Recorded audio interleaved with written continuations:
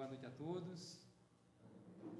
Sejam bem-vindos para mais uma noite de trabalhos aqui na Casa Espírita, Centro Espírita Caminho da Luz, onde os sábados trabalhamos as palestras públicas e a terapia do passe.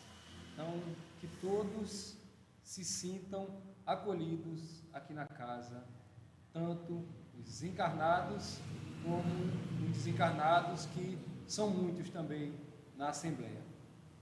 Então, como em todos os trabalhos, nós iniciamos por uma prece, então que nesse momento possamos, quem se sentir à vontade, fechar os olhos, quem não quiser, mas que elevemos o nosso pensamento ao nosso Criador, a Deus, entremos em sintonia com a espiritualidade maior para tirarmos o melhor benefício possível de todas as tarefas que a Casa Espírita tem na noite de hoje. Senhor nosso Deus, Pai eterno, queremos mais uma vez expressar a nossa gratidão, sobretudo pelo dom da vida, depois pela oportunidade reencarnatória. Agradecer a oportunidade de aqui estar nesse momento para mais uma noite de aprendizado com o Consolador que o Mestre Jesus, amigo de todas as horas, nos prometeu. Que possamos, ó Deus, estar todos, encarnados e desencarnados, em sintonia com o alto, com a espiritualidade maior, para que desse trabalho tiremos o melhor possível para as nossas vidas. Então, mais uma vez, obrigado a Deus, obrigado Jesus amigo, daquelas horas mais difíceis, agradecendo a espiritualidade amiga que se encontra a conduzir e auxiliar os trabalhos. Então, em nome de Deus, em nome de Jesus e do mentor espiritual da casa, que possamos iniciar as tarefas da noite de hoje. Assim seja. Então, para esse trabalho da noite de hoje, quem ficou com o encargo da palestra foi o nosso irmão Ivan Farias, do Grupo dos Caravaneiros do Evangelho, com o tema, os desafios de trabalhar na seara de Jesus. Então, vou passar a palavra para o irmão e, antes disso, só de fazer um lembrete. Hoje, aliás, ontem foi um dia importante na doutrina espírita, né? Não sei se alguém pode recordar o que é que foi que aniversariou ontem. Ninguém? Então foi o aniversário, salvo algum engano da minha parte, do desencarne do codificador. Silêncio. A gente pede só que faça silêncio, viu, Tonho? A gente pode ficar na casa, mas a gente pede que faça silêncio.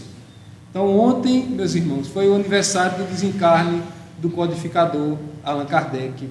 Retornou à espiritualidade após cumprir a brilhante missão, a árdua tarefa de trazer para a humanidade a doutrina espírita, aquele consolador que Jesus prometeu.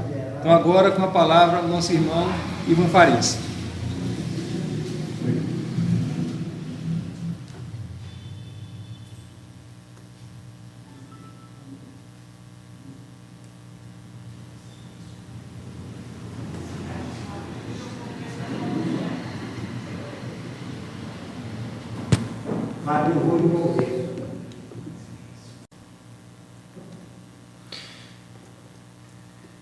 Vou ajeitar aqui.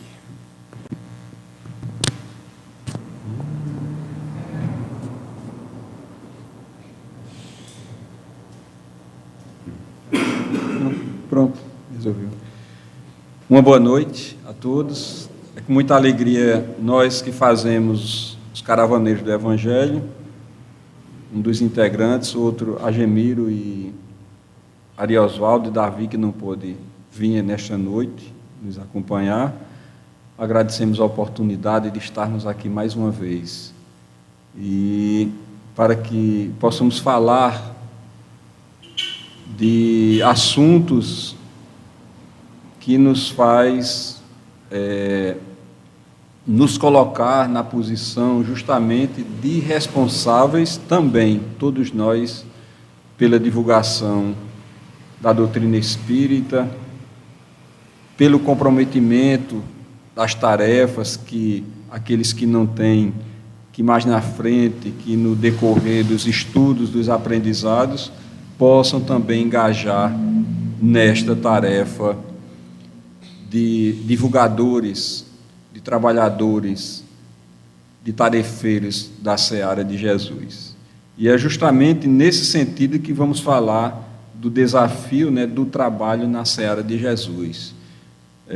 E já nós sabemos que Jesus, mesmo naquela época, mesmo o próprio Jesus, aqui encarnado, teve os seus desafios na sua existência, teve os seus problemas, principalmente aos que não entendiam a tarefa que ele veio desempenhar naquele momento aqui no planeta, Não entendiam por que,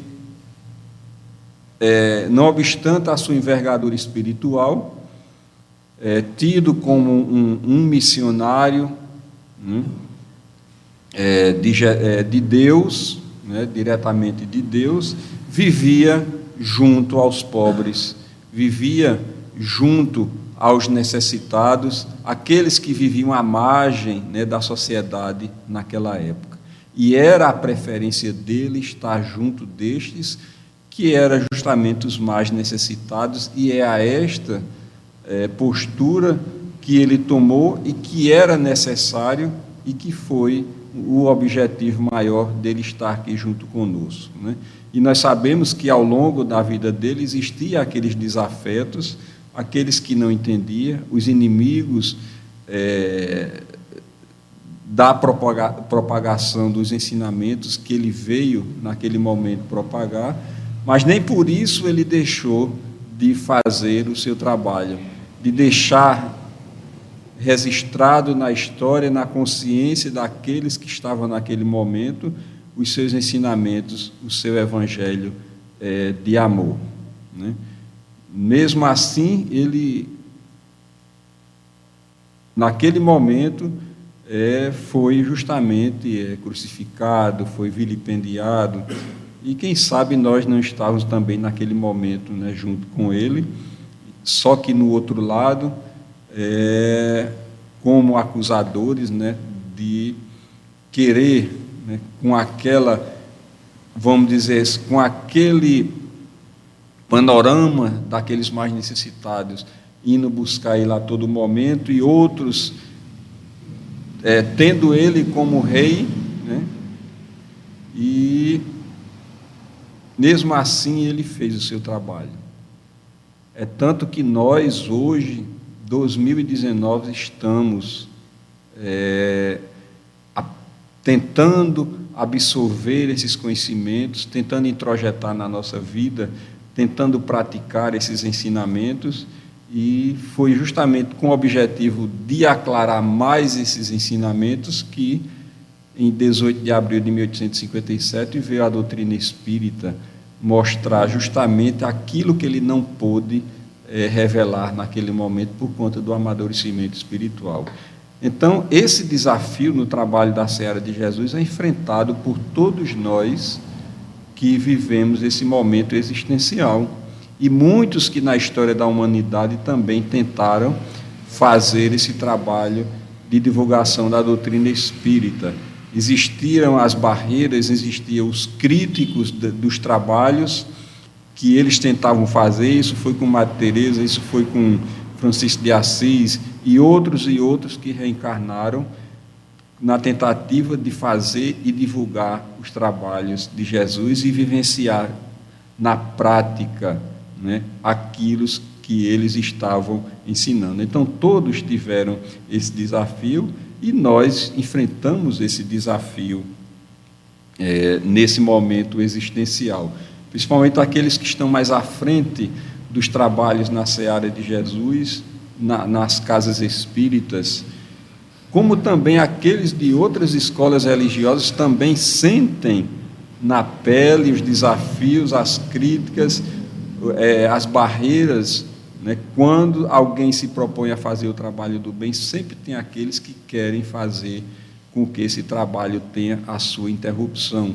né? Porque a luz, nós sabemos que incomoda, né, a muita gente, mas também atinge positivamente muitas pessoas, e é através destas pessoas que nós vamos, pouco a pouco, se motivando e levando os trabalhos de Jesus à frente, né? Para que a gente possa discorrer sobre esse assunto dos desafios que enfrentamos na seara de Jesus, nós vamos falar justamente de um trabalho prático naquela época em que Chico viveu aqui na Terra. E Marlene Nobre, no seu livro Meus Pedaços do Espelho, traz justamente esse exemplo para que a gente possa ter uma ideia da tarefa, do trabalho daquele que quer ser um tarefeiro de Jesus. E foi justamente na construção, no início dos trabalhos da Comunhão Espírita Cristã lá em Minas Gerais, onde no início das atividades apenas 2 médios eram os trabalhadores daquela casa, aliados também à diretora, né, a fundadora. E foram com estes 2 médios, né, de ponta, vamos dizer assim, que eles começaram a tarefa da Comunhão Espírita Cristã. E durante 8 meses a realização dos estudos, das palestras públicas eram feitas ao ar livre, né? Porque nesse período a sede estava em construção.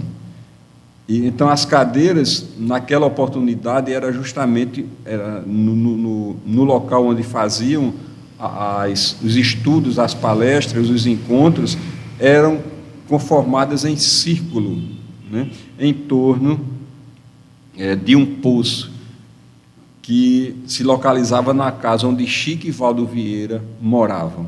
Aí, imagine aí a energia, né, desse local, desse ambiente, mesmo ao ar livre, com a presença, né, de Chico e Valdo Vieira, que estava, né, no auge da mediunidade, ali trabalhando com Chico. E nós imaginávamos como era a energia positiva e aqueles que do outro lado estavam empenhados em ajudar essa pequena equipe que estava justamente na tentativa de fazer com que a Comunhão Espírita Cristã pudesse ir seguir à frente. Então, esses foram os primeiros desafios destes companheiros, né, naquela época, né? E interessante é que Chico e Valdo, no momento das psicografias, iam para um quartozinho que tinha ao lado ali daquele local onde eles conformavam a cadeira, para fazer as psicografias. Eles dois ali, vamos dizer assim, um pouco confortável, eles se sentavam numa mesa e ali começavam os trabalhos de psicografia as mensagens dos mentores espirituais, as cartas consoladoras daquelas mãezinhas que iam a esta reunião buscar o consolo e matar as saudades dos seus entes queridos. E nem por isso, por não ter um local adequado, eles não deixavam de realizar as suas tarefas, né? E é justamente o que a figura que Marlene coloca para nós, naquele momento, naquelas reuniões ao ar livre, e ela lembra do céu, né, estrelado, naquelas reuniões públicas, e aquela reunião, né, ali no local simples, ao ar livre, banhados pela luz de prata da lua, né? E a gente começa a imaginar justamente o que foi, né, a beleza desse começo desta instituição. Então, em seguida, depois desse período de 8 meses, né, a nova sede foi inaugurada, começam as reuniões na nova sede, e o que é mais interessante é que Chico sempre orientou e se preocupou com a simplicidade justamente do local.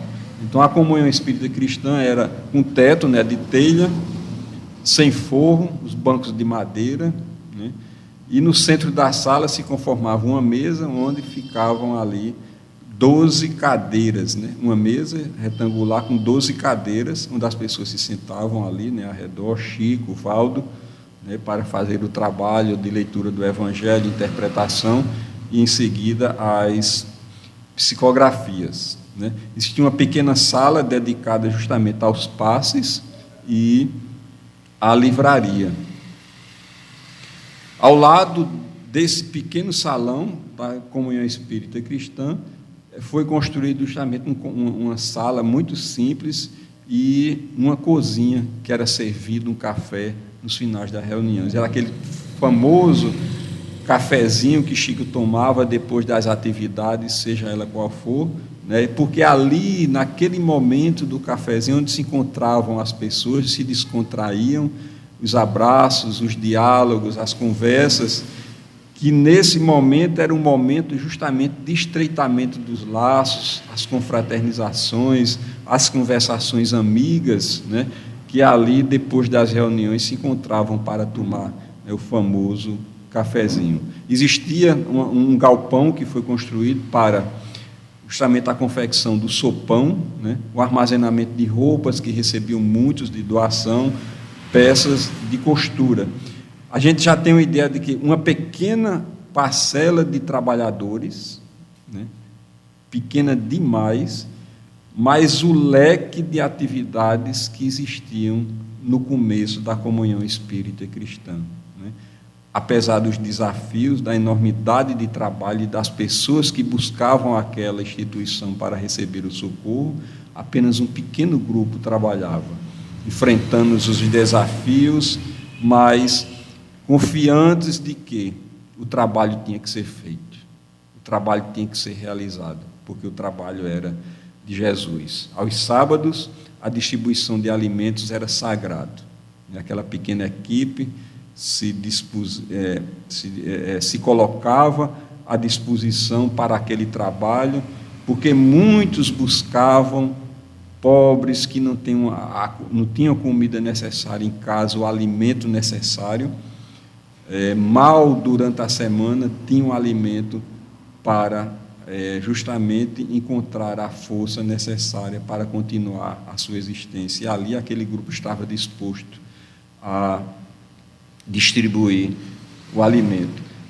Um dos trabalhos mais interessantes nessa fase da vida de Chico e da comunhão espírita cristã era um trabalho de peregrinação, onde aquele grupo, né, liderado por Chico e Divaldo, ia de casa em casa e chegava em uma determinada casa, lia um trecho do Evangelho ou alguma mensagem, fazia um pequeno comentário e seguia para outro lar. Incansavelmente visitavam todas as casas nesse período de peregrinação. Até em algum momento de interrupção se paravam para um momento de confraternização, onde ali entoavam hinos elevados, né? E era um momento consagrado de harmonia, né? De paz, né? E ali se encontravam com ele caravanas também que iam a esse famoso trabalho que estava começando, caravanas de todo o Brasil, e às vezes pessoas do exterior vinham atraídos, né, justamente pela presença de Chico Xavier, né, esse peregrino do amor, esse homem chamado amor, que dedicou a sua vida, não obstante as dificuldades, os desafetos que encontrava, os inimigos da doutrina espírita, os inimigos daqueles que queriam interromper os trabalhos de divulgação dos ensinamentos de Jesus à luz da doutrina espírita. E nós sabemos que a vida de Chico foi difícil, desde o seu início, desde aqueles 4 anos de idade, quando ele perdeu a sua mãe, né, e partiu para o mundo espiritual, Maria João de Deus, e teve que morar com a sua madrinha, e ali começou, né, a sua peregrinação, porque o sofrimento naquele período em que ele esteve com a sua madrasta foi de grande sofrimento, pelo fato de ele estar recebendo surra todo santo dia, né? E maus tratos, né? A ponto de que, como eu já contei alguma vez aqui, às vezes pela manhã ele se acordava, primeiro esperava levar a surra da sua madrasta, né? Para depois, com maior tranquilidade, com maior conforto, sabendo que não ia levar mais uma surra naquele dia, tomar o seu café da manhã. Até que, em algum momento, ele se lembrou das preces que sua mãe fazia, ensinava aos seus filhos, aos seus irmãos, a rezar o Pai Nosso. E foi lá no quintal da casa da madrasta que ele começou a fazer oração, e sua mediunidade começou a despontar. Tanto que a primeira pessoa, uma das primeiras mais consistentes que apareceu para ele, foi sua mãe, Maria João de Deus em espírito, que ele não entendia ainda aquela situação, achava que ela estava aqui viva, né, no plano físico, mas depois ele foi entender que ela estava em espírito. Então, desde esse momento, Chico enfrentou os seus desafios na vida, né? E isso foi levado por ele de forma tranquila, sem reclamar da vida, porque sua mãe em espírito sempre orientava para que ele sempre confiasse que tudo ia passar, tudo ia melhorar, e em algum momento mais à frente iria acontecer algo que pudesse ajudar a encaminhar ele. E mesmo assim, no período da sua existência aqui, ele teve os seus desafios, tanto daqueles que eram inimigos daquele trabalho que ele fazia, como também na parte física, que nós sabemos o quanto ele foi debilitado fisicamente, mas mesmo assim o trabalho da doutrina espírita, da ajuda e assistência àqueles mais necessitados, era prioridade na vida dele. Então, os trabalhos da comunhão espírita cristã seguem, né, tendo a sopa fraterna, a famosa sopa fraterna, os enxovalzinhos que as pessoas, sabendo da integridade de Chico e daquele pequeno grupo de trabalhador, mandavam, doavam, e assim eles redistribuíam. A distribuição de alimentos que acontecia frequentemente, e de roupas que vinham, né, para que o grupo pudesse canalizar as pessoas mais necessitadas. Aliado a isso, Valdo Vieira, pela sua visão, né, de mundo, ele idealizou um programa radiofônico na época, né, justamente para ajudar a propagação do trabalho da doutrina espírita. Apesar do pequeno grupo de trabalhador, né, ainda vinham as ideias e eles colocavam em prática, não queria saber a quantidade de pessoas que pudessem estar ali ajudando, né? E esse trabalho foi importante de Valdo, né, porque aí, através das ondas de rádios, começava a propagar a doutrina espírita. Então, um conselho, nem um conselho, uma ordem, nesse momento, expressa de Emmanuel. Foi muito interessante. Ele diz: tudo que sobrasse das doações, seja material, de roupas e tudo mais, tanto financeiro, não era para ficar guardado na caixa da instituição da Comunhão Espírita Cristã, era para ser tudo doado, não era para ficar nada. Isso não foi nem uma mensagem, nem um conselho de Emmanuel, foi uma ordem para aquela equipe que não amontoasse nenhum bem na instituição. Tudo que pudesse vir era para ser doado. E foi justamente nessa intenção que aquele grupo, aquele pequeno grupo, criou o que eles chamam de os festivais, que aconteciam 3 vezes por ano, né? Eram em abril, que era a Feira do Livro Espírita, em agosto, o Festival Bezerra de Menezes, e no final do ano, o Festival de Natal. Então, esses 3 festivais eram encarregados de canalizar tudo que tinha, vamos dizer, acolhido a comunhão espírita cristã. Não ficava nada em caixa, não ficava nada nos quartos onde armazenava os donativos, nem nada. Tudo era para ser doado. Era a ordem, né, que Emmanuel colocava, justamente naquela intenção de que as pessoas não se apegassem, né, àquilo que estava ali sendo doado, porque não era de ninguém, não era daquele grupo, Se veio, é porque era para aqueles mais necessitados e deveriam ser doados. Nesse capítulo, aparece, Marlene Nobre narra um sonho, né, contado por Valdo Vieira, que é muito interessante, e nós resolvemos trazer e ler na íntegra, para que a gente possa ter uma ideia do que foi revelado nesse sonho. E ela diz: certa vez, enquanto ajudávamos na distribuição de um dos festivais da Comunhão Espírita Cristã, Valdo me disse que tinha tido um sonho.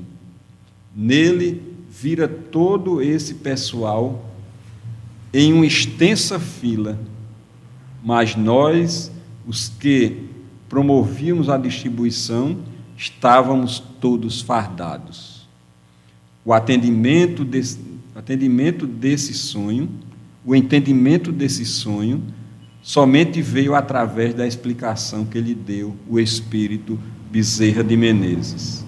O benfeitor espiritual contou que lá pelos anos de 60 e 70 depois de Cristo, Eurípides Bassanufo era general e perseguidor do cristianismo, e Valdo também.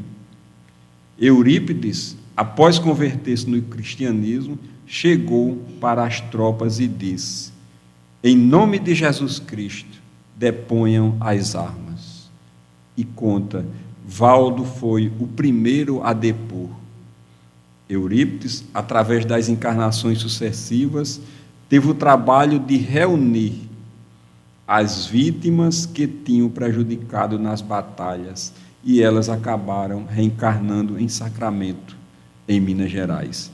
E muitos de nós sabemos, né, do trabalho no curto tempo de vida de Eurípides Bassanufo, né? Ele desencarnou muito novo, mas naquele curto período, o trabalho que ele fez de ajuda às pessoas mais necessitadas, e nessa revelação a gente vê o quanto as coisas não têm uma conformação com a justiça de Deus. Nada acontece por um acaso. Nós estamos reunidos nessa casa é porque temos um vínculo, né, de alguma forma, no passado estamos aqui juntos. Aqueles que estiveram na existência de Eurípides Bassanufo eram justamente aquelas pessoas em qual eles prejudicaram naquelas épocas de batalhas, e que, através da reencarnação e da justiça divinas, foram reunidos para que ele pudesse, nessa existência que ele viveu aqui, ajudar da melhor maneira possível, né? E seguindo,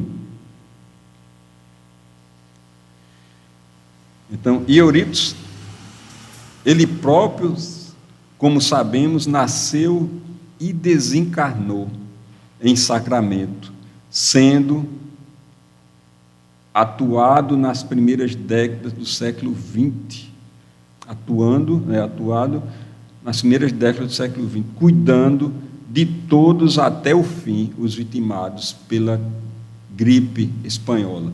Olha que coisa interessante. Bezerra de Menezes disse que para Eurípides Bassanufo, para ser um Eurípides Bassanufo, ele havia demorado mais de 1.800 anos. Olha o trabalho de evolução. Quanto tempo durou para Eurípides Bassanufo ser Eurípides Bassanufo nessa existência em que ele viveu.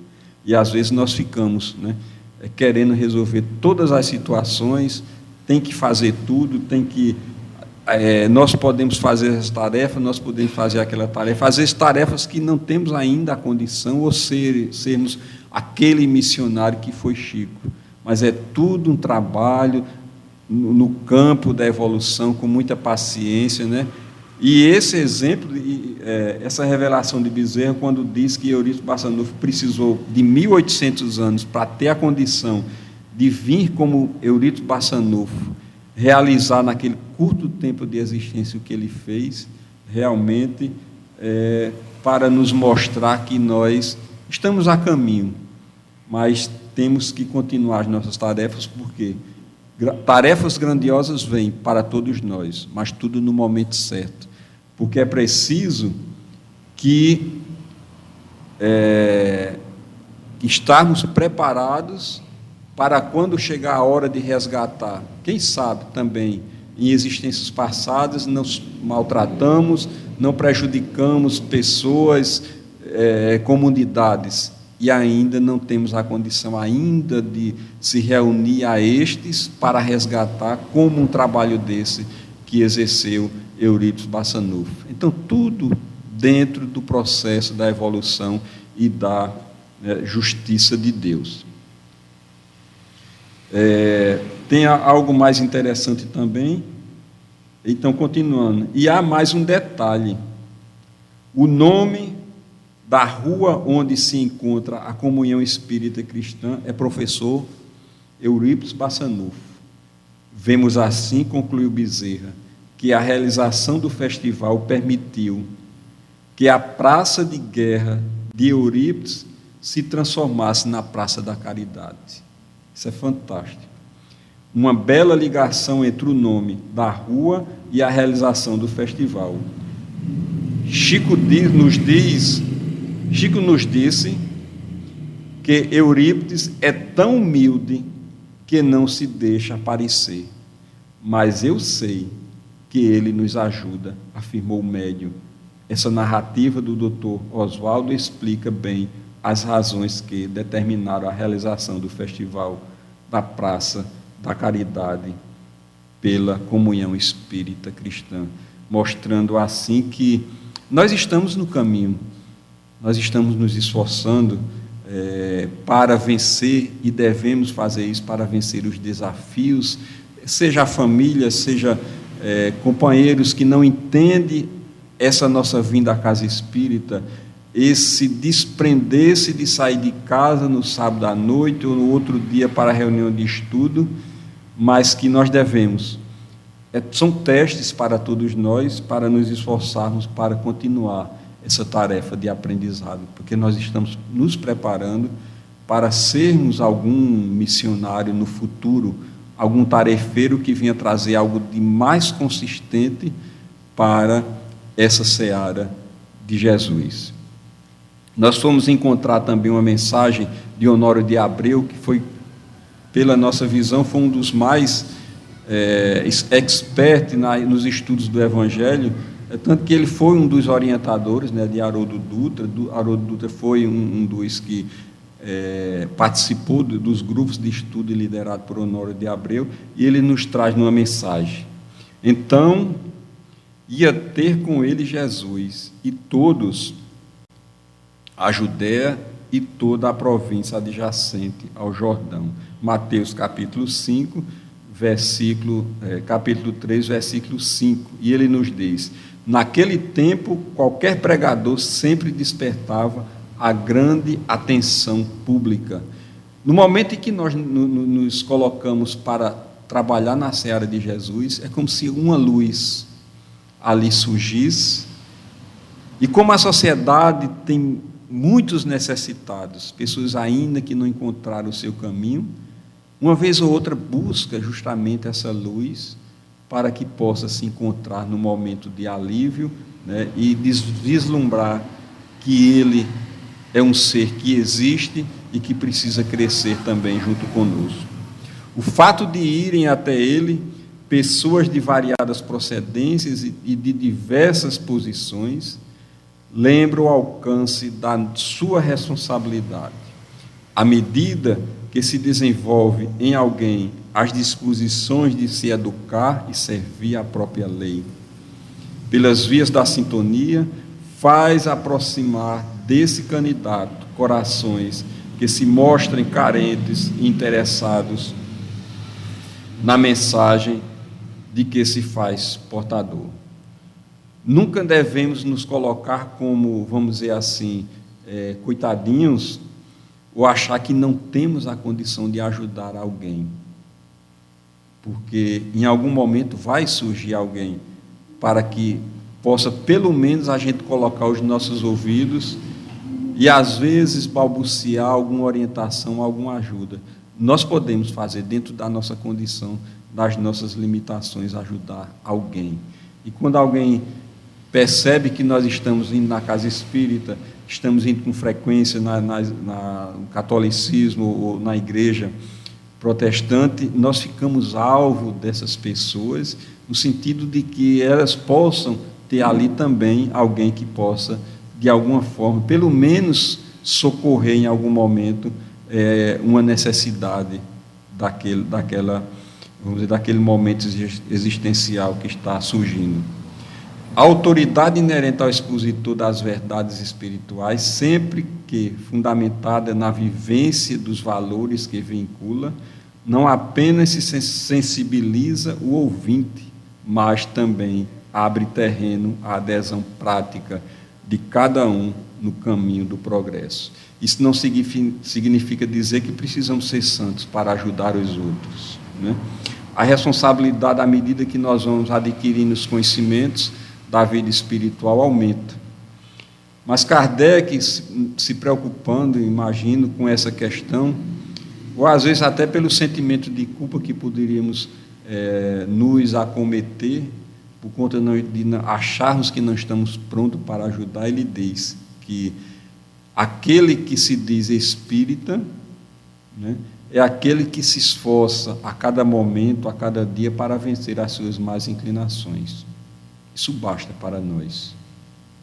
E quando a gente se dispõe a fazer essa renovação, a cada caída, a cada queda, refletir aquilo que nos foi motivo de queda, isso já é um crescimento valioso. Que a espiritualidade maior, os nossos amigos espirituais, levam em conta toda essa situação, porque precisar de que tivéssemos um nível evolutivo, vamos dizer, avantajado, nenhum de nós estaríamos aqui, né? E se estamos aqui é porque estamos querendo alguma coisa, estamos querendo, né, aprender.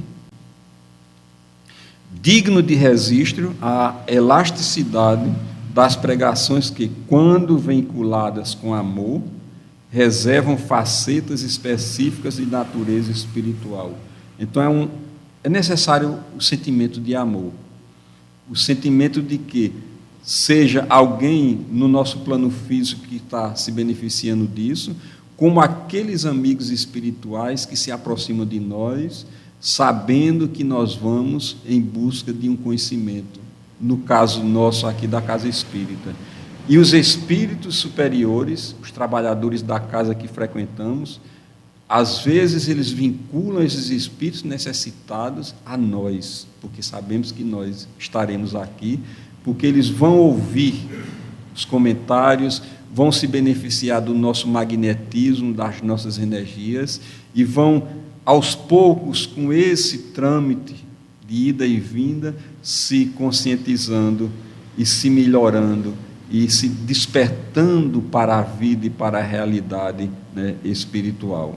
Daí o fato de as pregações de João interessarem desde aqueles à margem do Jordão até aqueles guinados aos padrões superiores expressos na figura de Jerusalém. Então, aquela postura de João naquela época chamava a atenção não só das pessoas menos aquinhoadas financeiramente, mais à margem da sociedade, mas também despertava aqueles que tinham, vamos dizer assim, um poder aquisitivo mais avantajado e certas vantagens que essa posição oferecia a eles, porque o magnetismo das palavras de João tinha uma força tremenda. Então nós encontramos, né, concluindo os trabalhos de hoje, nós encontramos na seara de Jesus desafios enormes, desde, como comentamos, dos nossos familiares que não entendem a nossa posição, né, de querer e conhecer algo novo que nos desperta, que nos mostra que nós não somos só isso aqui que nós estamos vivenciando, mas tivemos uma existência no passado e vamos, depois da morte do corpo, ir para a nossa verdadeira morada e queremos retornar quantas vezes forem necessárias, né? Esses desafios, como falamos, Chico encontrou, principalmente no seu pai, que era muito mais próximo, que não entendia a postura de Chico diante do comprometimento e a responsabilidade com a doutrina espírita, a ponto de ele receber heranças, né, de pessoas que acreditavam no trabalho dele, como uma certa vez ele recebe 300 mil contos de réis e uma outra vez uma doação de 140 mil contos. E imediatamente ele passou para a Cida dos Pênfegos, que é aquela senhora em que fundou o hospital para aquelas pessoas acometidas de fogo selvagem, para que ela pudesse construir o hospital. E o pai dele não entendia esse comportamento de Chico, e uma determinada vez ele pergunta: mas Chico, nós também somos pobres, será que os espíritos não veem que nós somos necessitados, que somos pobres? Por que não tira pelo menos um pouquinho desse dinheiro para ajudar a nós aqui da nossa família? Aí Chico, pacientemente, coloca que aquele dinheiro vem da espiritualidade. Os livros que ele psicografa não são deles, são dos espíritos. E por isso ele doava os direitos autorais às instituições beneficentes, para que eles pudessem, na venda desses livros, ajudar as pessoas mais necessitadas. O pai dele ficava meio assim, porque não tinha argumento em relação às respostas e às explicações de Chico, né? E assim, mesmo pobre, mesmo necessitado, e às vezes faltando o necessário para manter a sua família, porque só era ele e o seu pai que trabalhava para manter a família. Em um determinado período o pai sofreu de alguns problemas de saúde e ele teve que trabalhar sozinho. Mesmo assim, ele confiando na presença da espiritualidade, mesmo confiante de que tudo ia ficar bem, tudo que ele recebia, tudo ele passava para as pessoas mais necessitadas. Nunca se sentiu tentado a absorver para o seu bem próprio qualquer erário que pudesse vir de doação ou das vendas dos livros. E é por isso que, nesses exemplos que Chico nos deixou, nos mostra que esses desafios que nós enfrentamos hoje, né, são muito pequenos em relação àqueles que ele enfrentou.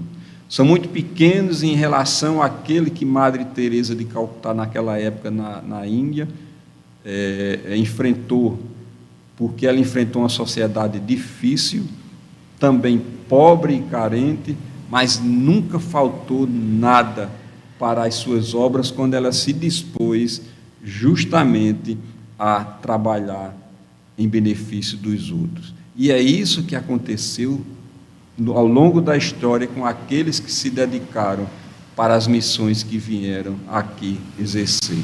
Nunca faltou a ajuda do alto para a tarefa do bem.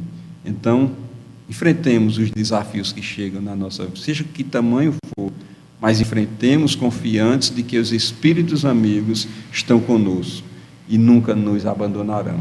Que Jesus, na sua infinita bondade, possa nos abençoar agora e sempre.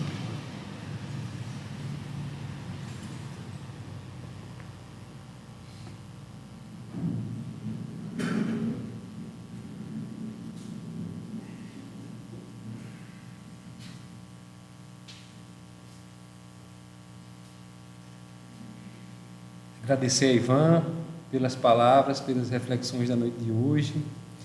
Pedir a Deus que fortaleça seu espírito, lhe dê bom ânimo, junto com os demais membros dos caravaneiros do Evangelho, para que vocês perseverem nessa tarefa com o Cristo.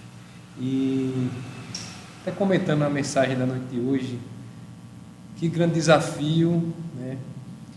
A tarefa com o Cristo, de trazer a codificação que foi de Kardec. Estou fazendo esse comentário só para fazer uma corrigenda do que eu falei no início. Na verdade, o codificador ele desencarnou no dia 31 de março de 1864. Tá bom, gente? Só fazendo essa corrigenda.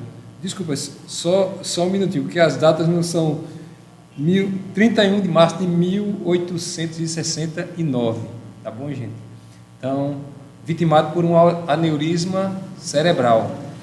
Então, veio a desencarnar, voltar para a espiritualidade, Kardec. E aí foi um grande exemplo desses espíritos missionários que cumpriram esse desafio de trabalhar com Jesus.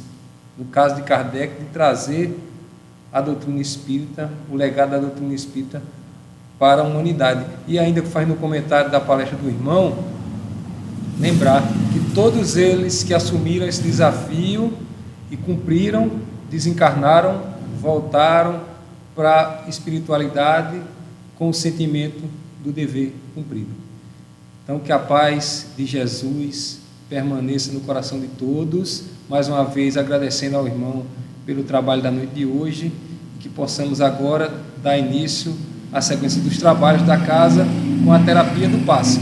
Mas antes disso, ainda reforçar o convite a todos para, nas terças-feiras aqui, a partir das 19 horas, comparecerem ao estudo das obras básicas. Estamos atualmente estudando o Livro dos Espíritos e também o livro A Gênese. Tá bom, gente? Que a paz de Jesus permaneça no coração de todos.